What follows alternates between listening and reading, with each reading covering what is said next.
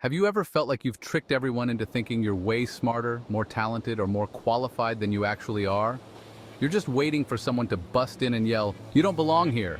Yeah, that's imposter syndrome.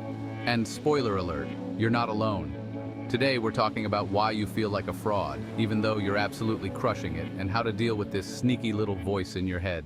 So, what exactly is imposter syndrome? Basically, it's that nagging feeling that you faked your way to success. No matter how much you accomplish, you think you just got lucky or fooled everyone around you. Meanwhile, your inner dialogue sounds something like this. Okay, I got the promotion, but how long until they realize I have no idea what I'm doing? Here's the wild part. Imposter syndrome can happen to anyone. CEOs, students, artists, everyone. Even famous people deal with this. Yep, I'm looking at you, Tom Hanks.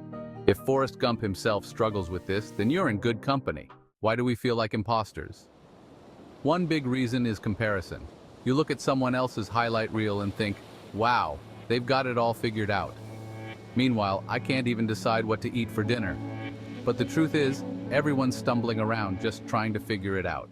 Imposter syndrome comes in different flavors. There are actually 5 common types, but let's break down a couple of the big ones. The perfectionist. This is the person who feels like a failure if every single thing isn't perfect. You turned in a report with one typo? Oh no, clearly you're unqualified for your job. Spoiler, you're not the expert. This person feels like they don't know enough to really be doing their job. So they spend hours Googling and deep diving into random topics just to keep up. Here's a secret. You'll never know everything, and that's totally fine. Imposter syndrome also loves to make you brush off compliments. You know that moment when someone says, "Wow, you did a great job," and you respond with, "Poof, nah, it was nothing?" Yeah, stop that, it wasn't nothing. Own your awesomeness. Instead of batting it away, try just saying, "Thanks." It's harder than it sounds, but seriously, practice it. So, how do we deal with imposter syndrome and show that little inner critic who's boss? Here are a few tips. First step, call it out. Recognize that what you're feeling is imposter syndrome. Sometimes just knowing it's a thing is enough to keep it in check. Tell someone you trust. You'll be surprised how many people feel the same way.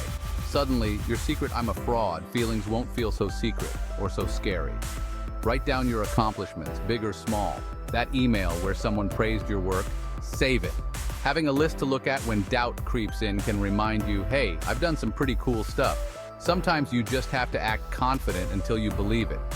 Turns out your brain can be tricked into thinking you're the boss because, spoiler alert again, you are.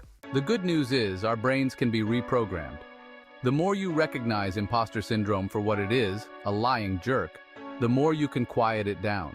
With time, you can start to believe in your own abilities, not because you tricked anyone, but because you've earned it. At the end of the day, remember this. You are not a fraud. You're human. You're constantly learning, growing, and guess what? You're allowed to feel proud of your hard work. So, the next time that imposter syndrome voice pops up, tell it, "Thanks for your input, but I've got this." Because trust me, you do. Hey, you're awesome. Don't forget it. Subscribe for more.